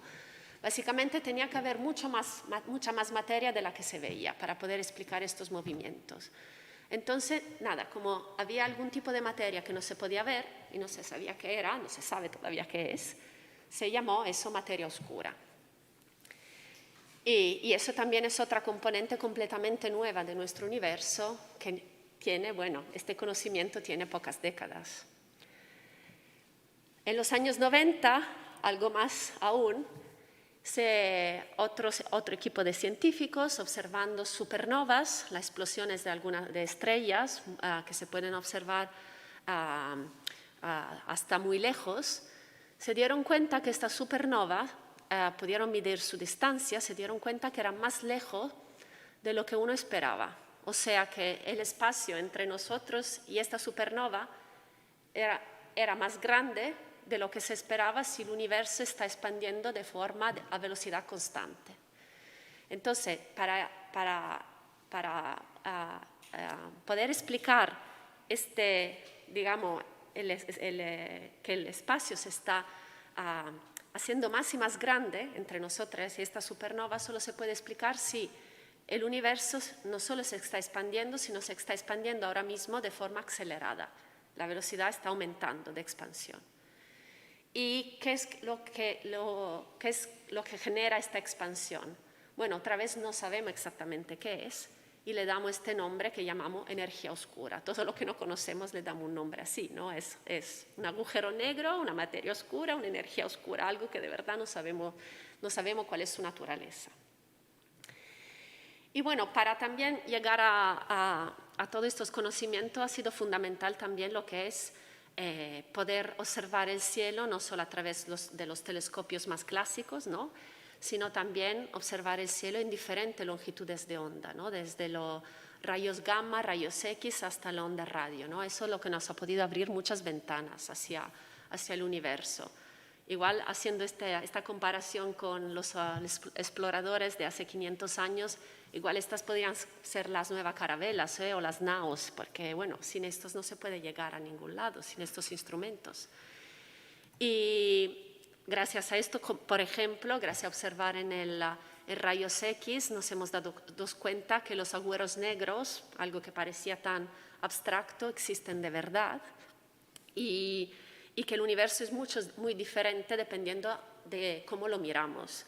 Por ejemplo, esta es una galaxia que si vemos aquí, hay esta foto aquí amarilla que dice optical, que si miramos con un telescopio normal parece una bola de estrellas, un conjunto de estrellas, y si la miramos con otros instrumentos, en rayos X o en ondas radio, lo vemos muy diferente, porque vemos componentes muy diferentes de esta galaxia. Entonces, observar el cielo con todos estos tipos de instrumentos diferentes, claro que nos ha abierto completamente unas nuevas ventanas, ¿no?, para observar el universo de otra manera y conocer otros aspectos que antes no conocíamos. Y bueno, yo desde mi punto de vista, también porque trabajo en agujeros negros, La ventana que a mí me emociona más ahora es la nueva ventana de las ondas gravitacionales. No sé si habéis escuchado, eso se anunció en el 2016, que a final del 2015 se habían detectado las primeras ondas gravitacionales. ¿Qué son estas? Estas son ondas del espacio-tiempo de gravitación, el espacio que se estrecha y comprime, y esas son ondas que viajan a la velocidad de la luz cuando dos objetos muy grandes, compactos, como pueden ser estrellas de neutrones o agujeros negros, se funden, dos de ellos se funden. ¿Vale? Cuando se funden, emite el espacio alrededor de ellos cambia y se propaga esta onda, ¿no? De cómo cambia el espacio. Y gracias a este instrumento maravilloso que es LIGO se ha podido detectar por primera vez, se han podido detectar estas primeras ondas gravitacionales. Y hay nuevos instrumentos que se van a lanzar en la próxima década que van a medir estas ondas gravitacionales que vienen de aún más lejos del universo, de agujeros negros mucho más masivos de eso, ¿no? Es todo una nueva manera de mirar al universo. Entonces, bueno, en estos 100 años de un universo estático que terminaba más o menos en nuestra galaxia, ahora sabemos que el universo no es para nada estático, que ha habido un momento que llamamos Big Bang, donde el universo ha empezado y se ha empezado a expandir muy rápidamente y ahora se está expandiendo aún más rápidamente y en estos 13.000 millones de años también se han formado los objetos, las estrellas, las galaxias, tal como las vemos ahora nosotros. Y no sé si funciona, pero bueno, tendría que salir, pero creo que igual, bueno, empieza. Simplemente estas son galaxias que sí se han observado con uno de los instrumentos más exitosos de las últimas décadas. Cada una de estas es una galaxia, cada una de ellas está compuesta por miles de millones de estrellas y y entre las galaxias no se ve, las galaxias están sumergidas en la que llamamos esta materia oscura, ¿no? Y eso es el universo como lo conocemos ahora, su composición. Lo que podemos ver, la materia normal es una parte muy pequeña del universo. La mayoría del universo está hecho por esta materia oscura, esta energía oscura, de los cuales sabemos algo, pero sabemos poco, no sabemos de verdad cuál es su naturaleza. Y eso es uno de los grandes hitos, uno de los grandes desafíos que tenemos como comunidad astrofísica en las próximas décadas. Entonces, bueno, esta tierra incógnita que tenemos adelante, eso seguramente entender cuál son la naturaleza de la materia oscura, de la energía oscura, entender más ahora que tenemos nuestra nueva ventana al mundo gravitacional, entender más sobre estos objetos que son los agujeros negros. Y también, bueno, se ha hablado un poco antes también de otros planetas habitables, ¿no? Eso también es una gran curiosidad que tenemos y hay nuevos instrumentos también que seguramente nos van a decir en los próximos años si hay otros planetas que se parecen al nuestro.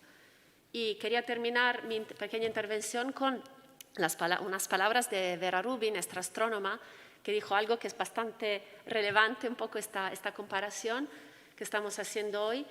Ella decía, lo leo con vosotros, el borde de nuestro universo está mucho más allá de nuestra comprensión. Como Colón, o quizás como los vikingos, o Elcano, hemos podido mirar un mundo nuevo y hemos visto que es más misterioso y más complejo de lo que imaginábamos.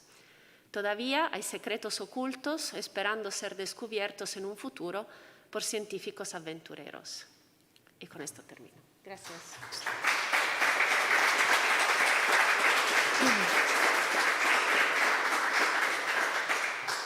Vamos a dar paso a continuación al coloquio, así que Agustín y Juanma, cuando queráis podéis subir y Miguel Ángel, claro.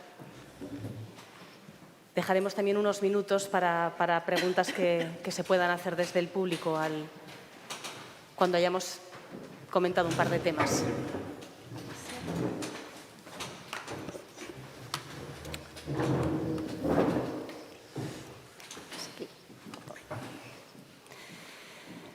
Bueno, pues hay muchísimas preguntas posibles en torno a las exposiciones que habéis hecho.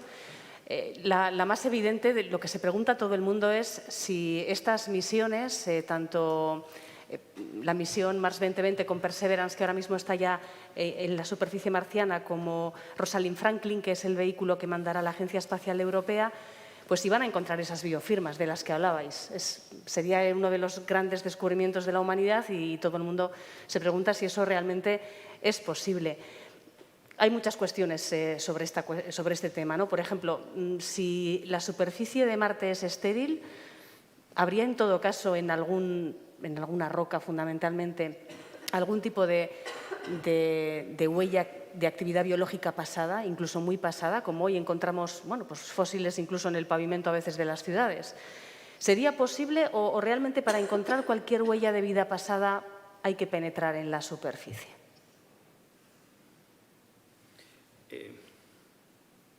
Desde luego es más fácil encontrarla penetrando que en superficie, pero donde hemos visto que cambia completamente el panorama es en cuanto taladras un poquito las rocas que están a la vista, lo que encontramos debajo a un par de centímetros tiene poco que ver con lo que está arriba. Una de las cosas que está a punto de ser confirmada es que en el interior de una de las rocas que se ha analizado hemos descubierto perclorato de sodio. Se sabía que en los suelos, después de la misión Fénix, que analiza en los polos, en el polo norte, suelos de Marte, se lleva un experimento en el que se junta con agua que se lleva desde la Tierra, ese suelo se agita, se extrae lo que puede salir de ahí y de repente se pudo medir cloruro y perclorato. Y entonces, otra de las grandes preguntas es, bueno, tenemos unos cuantos ciclos, ¿tenemos un ciclo del cloro? Porque el cloruro es la forma más reducida, el perclorato es la forma más oxidada y de repente si están los dos, tiene que haber algo que le haga mover de unos a otros.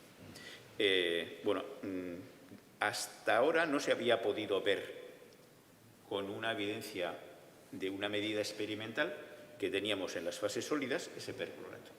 Bueno, pues esto es ya una de las cosas que parece clara. Oficialmente se confirmará en pocas semanas, pero bueno, ahí está uno de los descubrimientos. ¿Tiene que ver con el mundo de los orgánicos? Sí, y mucho, porque el perclorato es un compuesto que lo que hace es destruir moléculas orgánicas grandes a moléculas orgánicas pequeñas. Entonces, la pregunta es, ¿qué hace ese perclorato dentro de una roca? Ha tenido que entrar por los poros. Y en su camino, ¿qué es lo que ha hecho? Pues si ha encontrado materia orgánica, seguramente la ha destruido. Bueno, pues hay casi también una evidencia ya de que en esa misma roca tenemos materia orgánica. ¿Cuál es esa materia orgánica exactamente? Al día de hoy todavía no lo podemos decir porque cuesta su tiempo el resolver. Pero tú imagínate que sale un compuesto que se ha formado por acción de ese perclorato, pero que me viene de un compuesto anterior que es típico de un proceso biológico. Acabas de montar el lío. Acabas de montar el lío porque tienes una evidencia en casi superficie de un proceso de alteración de un compuesto orgánico que ha sido excretado por algo vivo. Eso es uno de los grandes retos. La visión americana tiene muchas esperanzas en que eso se pueda demostrar. A diferencia, la misión europea lo que quiere hacer es profundizar, porque hay muchas más posibilidades de que todos esos efectos que ha comentado al inicio Agustín, cuando cogemos aproximadamente 1,5 metros de profundidad, prácticamente han desaparecido. Y entonces ahí podríamos encontrarnos con las moléculas originales. Y ese es uno de los grandes retos y desafíos que tiene la misión europea. Además, imagino que cuando las muestras que está recogiendo, que ha empezado a recoger Perseverance en estos últimos días, lleguen a la Tierra, se aportarán pruebas más contundentes. Evidentemente. Porque Supercam, tiene una capacidad analítica, increíble, pero seguramente no puede afinar mucho ciertos análisis, ¿no? Exacto. Entonces, a la hora de... se está trabajando casi 4 años definiendo qué tipo de materiales deberían de ser muestreados. Y en función de cómo van saliendo los primeros resultados, se van tomando decisiones de esta roca me interesa, o este suelo me interesa, o este no me interesa. Y entonces se van casi en tiempo real decidiendo cuáles son aquellas rocas que tienen más probabilidades de contener, de haber preservado en el tiempo estas moléculas orgánicas. Y bueno, esperamos poder demostrar, ahora que se está allí, pero sobre todo cuando vuelvan esas muestras a la Tierra, que realmente ha existido esa actividad biológica, porque la otra posibilidad de tener compuestos orgánicos son los restos de las erupciones volcánicas o los materiales orgánicos que han llegado a Marte a través de los meteoritos que han impactado en Marte. Ese es el gran reto que tenemos, ¿no? Moléculas orgánicas producidas por actividad biológica o moléculas orgánicas producidas por los movimientos geoquímicos. Sí, eso ocurre también en la atmósfera, ¿no, Agustín? Cuando aparece, por ejemplo, el metano. Sí. Que tanta expectación causa, ¿verdad?, cuando se detecta metano en una atmósfera, por ejemplo, en Marte. Efectivamente. O sea, ¿Geológico o biológico? no se sabe. Ni siquiera se sabe si se ha detectado metano marciano o el metano que se detectó en Curiosity, que hubo un pico de presencia de metano, digámoslo así, estaba inmerso en la propia nave, ¿no? O sea, hay un debate sobre esto. El asunto fue que desde la Tierra se descubrió el metano, pero la detección es muy difícil, porque observar desde la Tierra el metano, digamos, las huellas dactilares del metano se superponen con las huellas dactilares del vapor de agua de la Tierra. Entonces hay que utilizar modelos para sustraer y al final quedarte con la señal del metano, ¿no? Entonces hay mucho debate acerca de si el metano detectado con telescopios en tierra es real o no. Pero Curiosity detectó ese pico en un momento dado y entonces pues todo el mundo dijo, efectivamente hay metano, ¿no? Y ahora pues se debate si que realmente ese metano, como digo, estuviera allí. Bueno, el descubrimiento de metano pues efectivamente sería no una prueba de que existen organismos vivos, pues se puede producir de otras formas, pero bueno, sería una pista evidentemente a seguir a fondo, claro. Se está siguiendo, o sea, la pista del metano se sigue trabajando. Sí.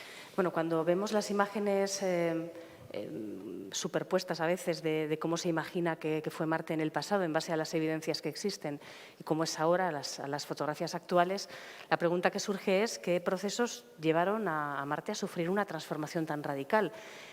Claro, la siguiente pregunta puede ser, ¿esto nos puede pasar en la Tierra?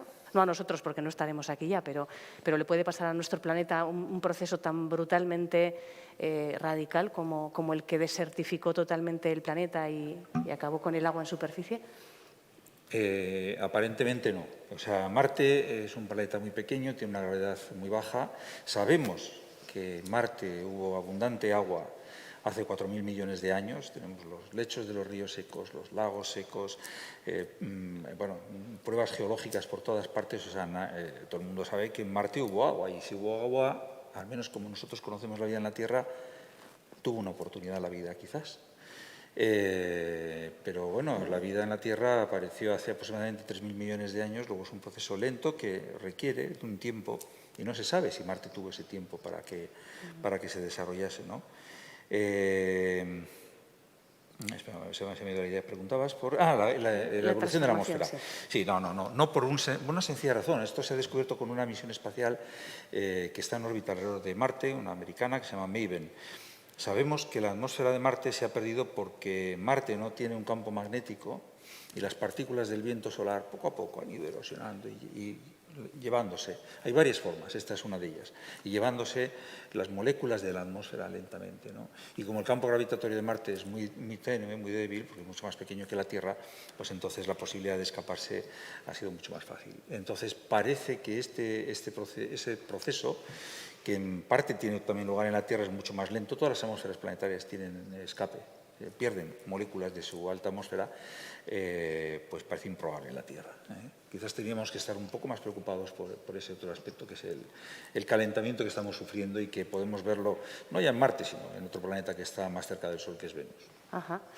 Bueno, podemos abrir el turno de preguntas al público ya, si os parece.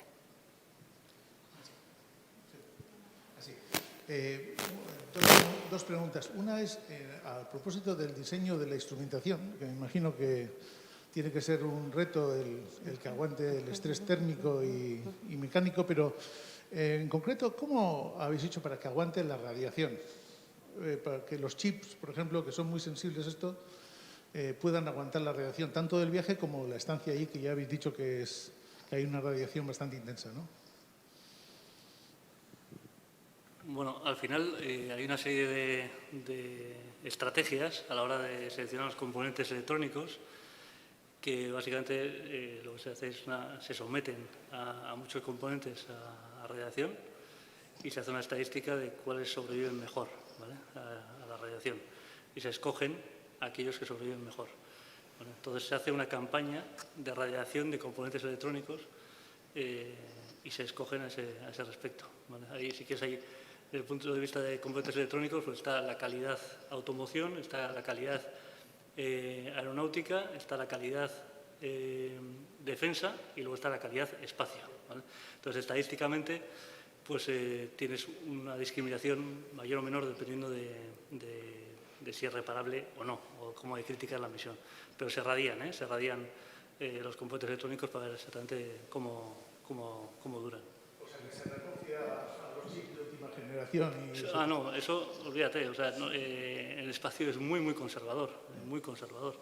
O sea, la tecnología que se lleva es una tecnología pues, importante, ¿vale? Para llegar allí, efectivamente, y aterrizar como se aterriza. Es absolutamente, para mí es ciencia ficción, y mira que soy ingeniero, pero o sea, que eso se llegue así y se deposite, o sea, es que es una pasada. La realidad es que, desde el punto de vista electrónico, todo es muy conservador y encima, pues, por si acaso, se hacen muchas redundancias para casi todos los circuitos. ¿Vale? Tengo otra pregunta. Para ella, perdona el nombre, que no me acuerdo. Parece que en física estamos un poco atascados, ¿no? Precisamente aparecen ahora fenómenos como la materia oscura y la energía oscura y que las teorías actuales no pueden dar cuenta, ¿no? ¿Veis si hay algún candidato teórico? Porque no sé, la gravedad, la teoría cuántica y la relatividad general no son compatibles. O sea, ¿veis alguna candidata en los próximos años no una teoría del todo, las supercuerdas, o alguna teoría que pueda emerger para explicar por lo menos más fenómenos? Yo no la veo. Una teoría, claro, la teoría que pueda juntar lo que es la teoría de la relatividad, de la gravitación y lo que es la teoría cuántica, es lo que todos esperamos para explicar mucho lo que queda de explicar, también lo que pasa dentro de los agujeros negros, las primeras fases del Big Bang.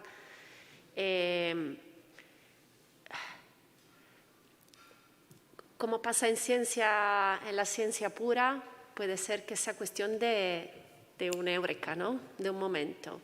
Al final, Einstein dentro de poco tiempo ha desarrollado una teoría estupenda, ¿no?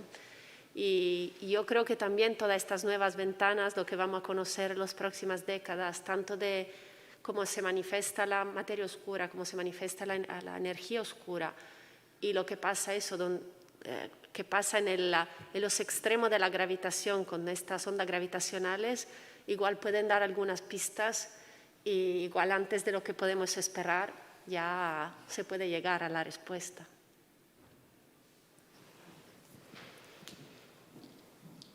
Vamos a dar paso a las cuestiones del público entonces, ya que se va animando. Hola, buenas tardes, gracias. Bueno, mi pregunta va más para Miguel Ángel, porque bueno, entiendo que es el único representante de una institución no académica o científica pura. Por un lado, me imagino que, bueno, y todos los componentes habréis recibido críticas acerca de por qué se está invirtiendo tanto dinero en irnos tan lejos cuando hay muchos problemas por resolver aquí en la Tierra. Yo soy crítico con esas críticas, vamos a decirlo, porque hay múltiples ejemplos de grandes avances que se han conseguido, bien por un eureka, como has mencionado ahora mismo, o bien porque nos ha permitido avanzar en otros campos de aplicación directa en la Tierra que incluso salvan vidas, ¿no? Entonces, una pregunta es esa, si habéis recibido mucha crítica de este estilo, ¿lo habéis percibido? ¿Cuál suele ser vuestra respuesta? Y la segunda, estoy gratamente sorprendido de que estemos participando, por lo menos desde Euskadi, en un proyecto de estas características. En vuestro caso, que tenéis presencia también en otros países como organización, ¿Notáis mucha diferencia en cuanto a las capacidades técnicas, científicas que tenemos aquí en Euskadi respecto a las que pueda haber en Oxford, en Francia, los otros países que has mencionado, o no? ¿Y qué relación guarda eso con, y me vais a perdonar todos los asistentes, con el hecho de que las personas que estamos aquí no somos precisamente jóvenes, que era lo que me esperaba encontrar en esta sala, y me ha resultado un poco chocante, hasta triste, voy a decir. No sé si por la web igual nos están siguiendo porque somos de otra generación, igual están todos desde el móvil, no lo sé, pero me ha entristecido un poco esto.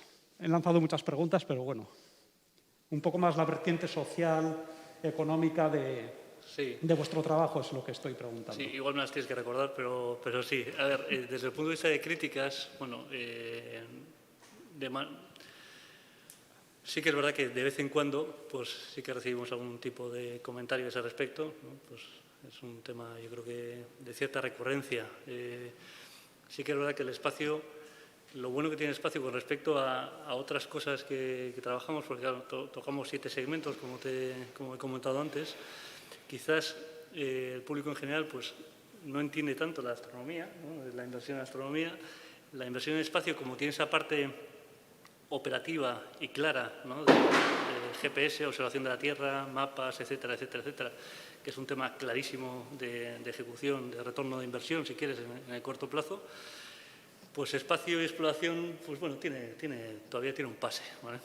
No tanto fusión nuclear, que también es un tema a 2050, no sé si tanto el CERN, pues bueno, esas críticas pues hay que saber llevarlas. Nosotros, desde nuestro lado, pues no tanto, ya te digo. Es verdad que si la recibimos exclusivamente aquí, no la recibimos ni en Francia, ni en Reino Unido, ni en Estados Unidos. Yo creo que allí sí que eso está bastante más claro.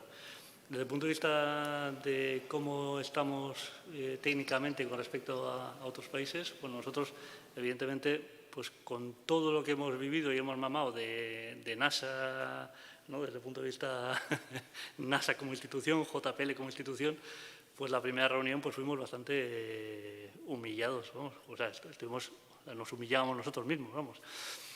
Luego ya vimos que eran personas normales y que la verdad es que es un equipo increíblemente fácil con el que trabajar, siempre y cuando estés a la altura, y que semanalmente, como te digo, pues iterábamos y tratábamos de llegar a las mejores soluciones posibles. Y luego siempre trataban de encontrar el mejor experto para casi todo, ¿no? Ellos siempre poniendo encima de la mesa las soluciones y nunca venían con críticas, ¿no? Y luego una de las cosas que más me llama la atención con las reuniones que teníamos de 30 o 40 personas con JPL y NASA es que la gente solo hablaba de lo que sabía. Que la gente solo hablaba de lo que sabía, ¿vale? Es decir, había un experto en tornillos y hablaba del experto en tornillos y nadie más hablaba de un tornillo. Hablaba un experto de electrónica, un experto de software, un experto en recubrimientos y cada uno estaba muy, muy, muy focalizado. Y no sé si te respondía todo o no. Eso sería esto. Vale, nada. Sí, hay otra pregunta por aquí, creo. Sí, aquí delante.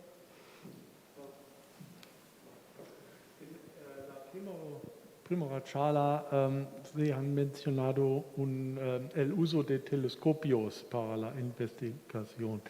¿Y qué es la contribución de telescopios? Es primera pregunta en este contexto. Segunda es, ¿cuál tamaño necesitas para la investigación? ¿Y es el telescopio de UPV?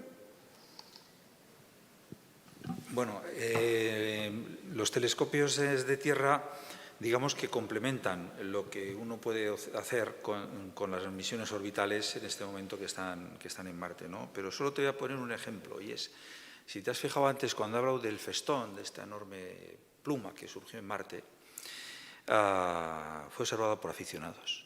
Es un artículo que publicamos en la revista Nature, y fue una sorpresa porque ni las naves orbitales ni telescopios profesionales en tierra, que normalmente no observan regularmente el planeta porque tienen muchos objetivos, hay mucha presión para poder observar todos los aspectos del espacio y del universo, pues no lo observaron. Entonces fue gracias al seguimiento y vigilancia continua que gente desde su casa, con un telescopio en el jardín, telescopios ya un poco buenos, pero al alcance de todos, observaron más de 18 astrónomos profesionales, amateurs de todo el mundo observaron este fenómeno.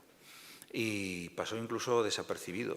Y bueno, pues nosotros tuvimos la fortuna de analizarlo, de darnos cuenta que estaba eso ahí.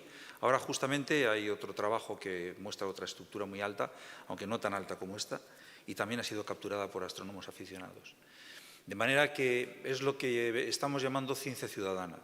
Hay aspectos en todos los ámbitos de la investigación científica que, a pesar de lo compleja y de lo profesional que es, dejan huecos para la gente que con curiosidad y con interés, bueno, pues, y con dedicación y también con seriedad, pues dedica su tiempo a observar el universo.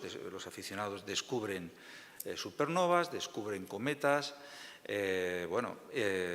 y como digo, en otros ámbitos igual. Entiendo que ciencia ciudadana sigue existiendo pues, en el mundo de la geología, en el mundo de la biología y demás, ¿no? La astronomía es un mundo muy particular en ese sentido, porque hay muchas asociaciones de aficionados. Bueno, aquí hay una, y hoy mismo creo que tienen una reunión, que quizás eso ha hecho que haya poco público aquí.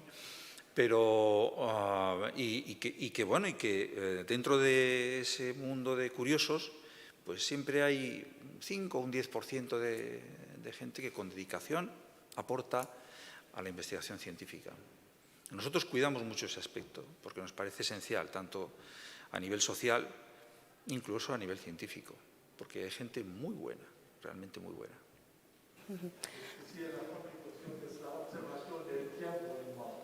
Especialmente. No, bueno, observan todo, se observa todo. O sea, nosotros, por ejemplo, mira, sabemos que ahora aproximadamente una vez al año estamos detectando, hay bólidos que caen en Júpiter. Todos han sido detectados por aficionados, porque hay que observar mucho. Y el Hubble no puede observar, no tiene tanto tiempo, ni otros telescopios profesionales. Entonces, los aficionados están observando continuamente Marte, continuamente Júpiter o Saturno, y en este caso, como digo, Júpiter, y entonces ven un flash de luz, ¡pof!, que dura 2 segundos. Y para eso han estado observando pues 3 horas por la noche. Ya digo, uno, como mucho, 2 al año, 1 cada 2 años, una cosa así es la estadística. Y entonces hoy en día se está estudiando de dónde vienen estos bólidos, se está intentando comprender mejor la física de los impactos en otro objeto del sistema solar. De manera que, bueno, pues efectivamente hay en el estudio del sistema solar y en general en la astrofísica, sobre todo detección de supernovas y demás, los aficionados contribuyen, lo que se llama ciencia ciudadana contribuye mucho. Ahí está un premio que se da a la Limón a investigadores y astrónomos aficionados. De hecho, uno de los investigadores de ciencias planetarias de la UPV lo ha conseguido hace poco. Sí, sí, efectivamente. De la Sociedad Francesa. Hemos conseguido también un premio de la Sociedad Española de Astronomía, que lleva el nombre de un joven astrónomo eibarrés, que falleció muy joven, con 40 y pocos años, y entonces, bueno, se le dio el nombre a este premio, porque él también colaboraba en búsqueda de objetos emisores de radiación gamma. Él colaboraba también con astrónomos aficionados para detectar estas explosiones en el universo. Bueno, además las agencias espaciales están haciendo un esfuerzo enorme en los últimos años por divulgar todo el trabajo que están realizando. De hecho, los espectáculos que son ya los lanzamientos, no digamos nada, los aterrizajes, el 18 de febrero, bueno, pues es que aquello parecía Eurovisión prácticamente. De manera que eso también es llamativo, porque posiblemente está despertando muchas vocaciones en este campo, quizás también en el de la ingeniería, Miguel Ángel. Y además esto se acompaña con mucho trabajo en redes sociales. De hecho, los periodistas nos enteramos de lo que ocurre con Perseverance porque lo publica en su cuenta de Twitter. Entonces, bueno, pues ha cambiado un poco el paradigma también de la información incluso a los medios. Pero bueno, a mí por lo menos me parece muy positivo. Sí, a ver, es positivo. Yo creo que ahora hay una conjunción muy interesante, que es el hecho de que no solo esté NASA, sino que está la ESA, sino que está Emiratos, está Japón, está India. Hay muchísimo interés, pues obviamente Rusia. Y si a eso le unes que gente muy mediática como Amazon, Virgin y Elon Musk pues están haciendo sus propias cosas, pues eso genera, pues evidentemente, muchísimo interés. Y yo creo que eso es una de las cosas que no ha habido hasta ahora, que es esa carrera ¿no? Antes había una carrera muy, no sé, focalizada en 2 o 3 agentes, ahora hay muchísima gente, tanto público como privado, y la verdad es que está muy interesante. Yo creo que eso genera vocación y lo estamos viendo. Yo creo que desde el punto de vista de la escuela, que nos nutrimos del máster bastante, de alumnos, y desde el punto de vista de gente que se acerca a UBS para poder trabajar, lo vemos clarísimo como un cambio, clarísimo. ¿Había más preguntas? Tengo entendido que a propósito de las supernovas, que es un recurso observacional extraordinario, que hay una organización de alerta temprana para poder dirigir inmediatamente distintos recursos de observación, ¿no? De rayos gamma, rayos X, o sea, eso es así, ¿no? Hay una coordinación de estos eventos. Bueno, no en detalle, pero sí, hay estos eventos que duran muy poco y hay estas alertas internacionales, hay una red que alerta a todos los telescopios que son disponibles para poder observarlos. Para supernovas sin duda es así, para las ondas gravitacionales también, ahora hay, que cuando hay un evento también, aunque es muy difícil ubicarlo exactamente en el cielo, entonces eso no es fácil por ahora. Va a ser más fácil cuando los instrumentos van a mejorar, entonces va a ser más claro de dónde viene esa onda gravitacional. Pero sí hay tantos eventos que alertan, ¿no? Dentro de nuestro sistema solar no lo sé. Por ejemplo, eso que hablabas de Júpiter, no sé si también hay un sistema de alerta para estos. Sí, absolutamente. De hecho, nosotros en los impactos tenemos un límite más o menos por el brillo, por el flash que produce cuando un aficionado descubre uno de estos impactos en Júpiter. Tenemos ya un programa dedicado en el telescopio espacial Hubble, un tiempo garantizado para que en el momento que pensemos que uno de esos bólidos va a dejar un residuo en la atmósfera de Júpiter, en ese momento poder dirigir el Hubble.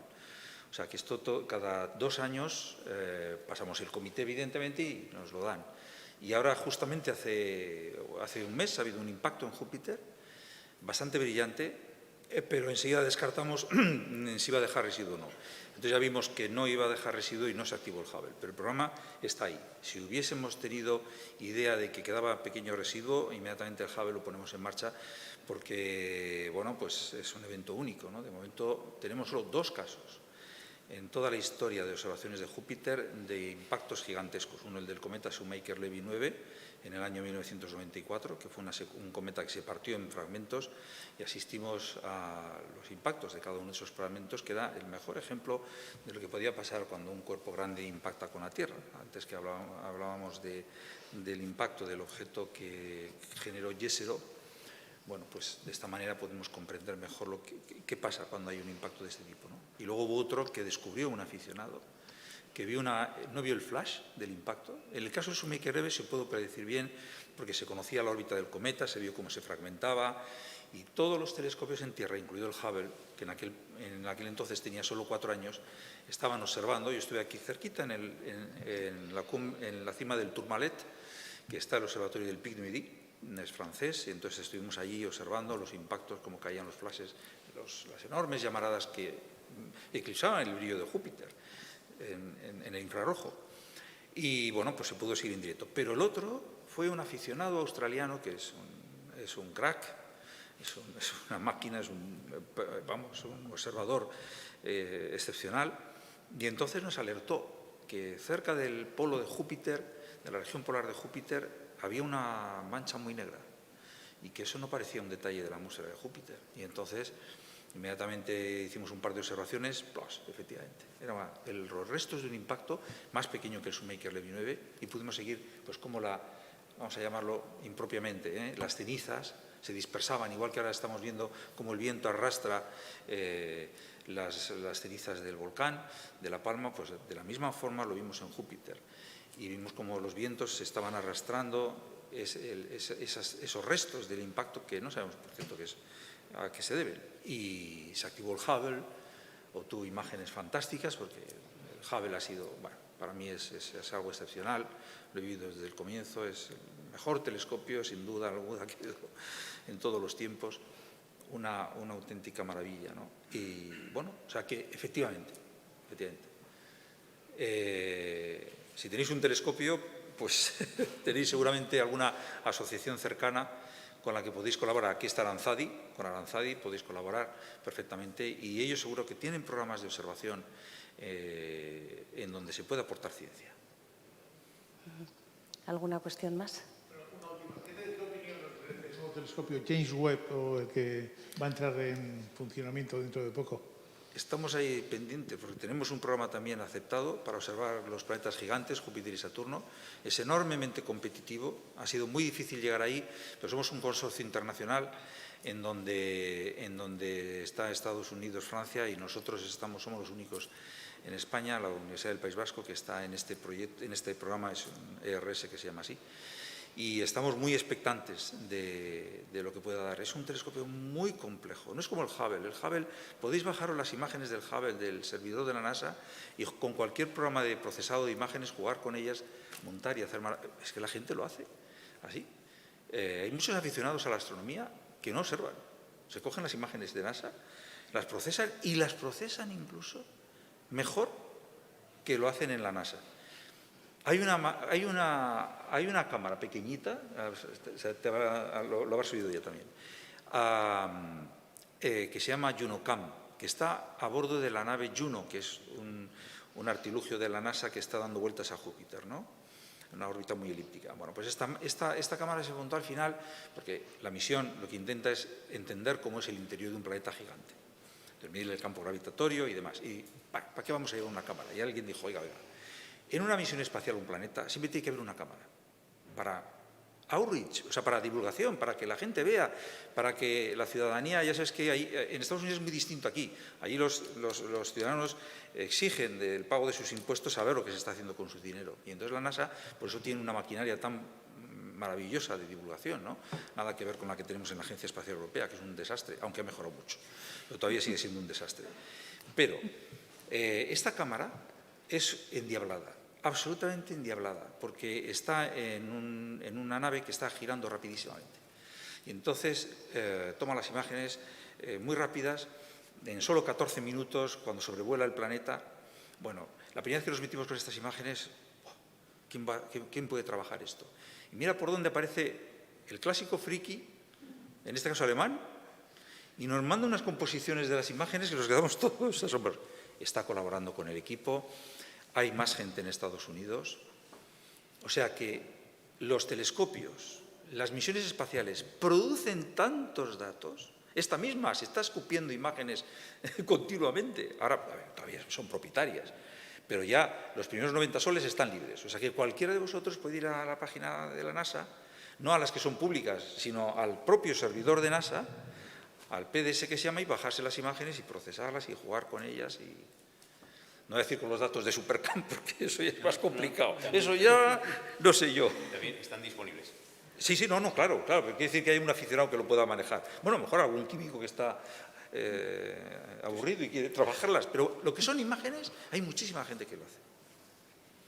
Y estas, concretamente estas de JunoCam, que son endiabladas, hay ya 4 o 5 personas que, bueno, están incorporadas en los equipos, firman los artículos científicos, porque son magos de la informática, son informáticos. Están acostumbrados a trabajar con imágenes. Entonces, bueno, pues han desarrollado los algoritmos para poder enderezar las imágenes, juntarlas, y uno tiene unos mapas excepcionales. Algo que no habían pensado la NASA cuando se lanzó la misión con la cámara. De hecho, la científico jefe de esa cámara está financiada al 20% por ese proyecto. O sea, le pusieron ahí para decir, bueno, pues ahora tenemos una cámara y ahora, venga, saca algunas fotitos y tal para que la gente participe, no sé qué, y mira por dónde. Ya hemos publicado 4 o 5 artículos científicos de impacto con esa cámara. O sea que hay muchas oportunidades, evidentemente. Bueno, y para terminar, que nos hemos pasado ya un poquito de hora, ¿cuándo podemos esperar los primeros artículos publicados con datos de Perseverance en vuestros respectivos grupos? Yo, por ir apuntando las fechas. Bueno, yo te iba a decir del que nosotros tenemos en este momento un artículo en elaboración para una revista de alto impacto y tiene que pasar los comités pues para primeros de noviembre seguramente. Y quizás, claro, luego el proceso de revisión y demás es muy largo, no se sabe. Yo calculo que dentro de, no sé, 3 o 4 meses quizás pueda, ahora va a salir uno ya, pero 3 o 4 meses podamos tener ya la primera ola que llaman, ¿no? Y entonces, bueno, pues hay uno ahí y luego estamos con otro también para otra revista de impacto. Entonces, bueno, van a salir enseguida, pero hay que tener paciencia. Los datos están ahí, son muy buenos. Datos tenéis para varias generaciones. Por supuesto. ¿Y en vuestro grupo? Bueno, ahora estamos el día 12, festividad aquí, pero allí no. Tenemos una reunión para decidir, con toda la información que se ha generado en el instrumento Supercam, cuántos artículos, cuál va a ser la temática de cada uno de ellos y quién es responsable de elaborar el primer borrador sobre el cual luego se van a ir añadiendo aportaciones del resto del grupo. Entonces, nosotros hemos hecho una propuesta y veremos a ver si es aceptada o no es aceptada, porque esto no es un tema de a mí se me ocurre una cosa y yo. No, o sea, el sistema que tienen los americanos es que la cúpula es la que al final acaba decidiendo, pero antes de llegar a la cúpula tienes que pasar 3 niveles distintos. Y las cosas son públicas, no se esconde absolutamente nada, se pone encima de la mesa, el que quiera apuntarse se apunta, y esta primera ola está previsto que quede definida cuáles van a ser los contenidos de los artículos para el día, creo que es 4 de noviembre. Entonces, ¿cuánto van a tardar en salir a disposición de la gente? Pues entre 4 meses, 3, 4 meses, equivocado. 2022 parece que va a ser un año muy marciano también, entonces, Sí, ¿no? sin ninguna duda. Bueno, pues muchísimas gracias a los 4 por vuestro tiempo, por todas las cosas tan interesantes que nos habéis contado y gracias al público presente aquí en la sala y al que nos está siguiendo online por participar. Gracias.